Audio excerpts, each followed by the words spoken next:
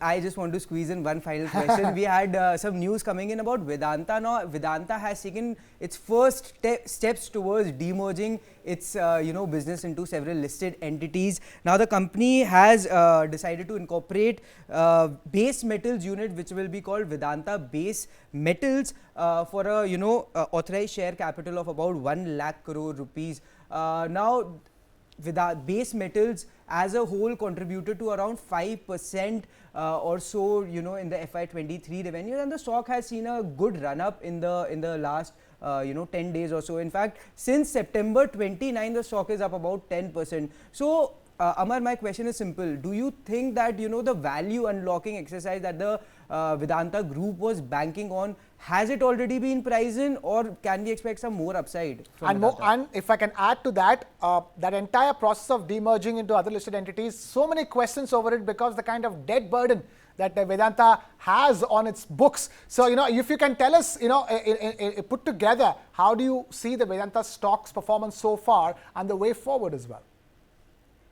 Yeah, looking at Vedanta, what we see is that the company is definitely trying to diversify, because it's into different sectors, into mining, into infra, into metals. So it's demerging all these different businesses. That's one major agenda. And also what the company is of the view that demerging would give them more leverage in the sense that they'd be able to manage the companies better, and also that would give investors a better opportunity or a choice as to which sector or which segment they want to invest in.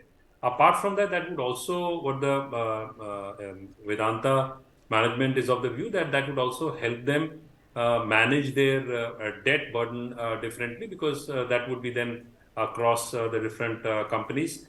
Looking at the value which would emanate, which would come forward, that's definitely a big question as to how that will play out, because that would again depend upon the management as to how they steer the organizations, because and we have to remember that these companies are primarily all cyclical in nature.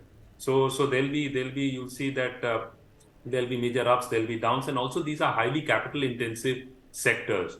So how these companies are able to manage their debt, that's definitely going to be an important issue, interesting thing. But at the same time, Vedanta has corrected significantly post this announcement. Currently, it's around 227, has bounced back recently. So I would say that we'll have to give it time before it really comes out as to how these companies are well managed, because then only the value would be created.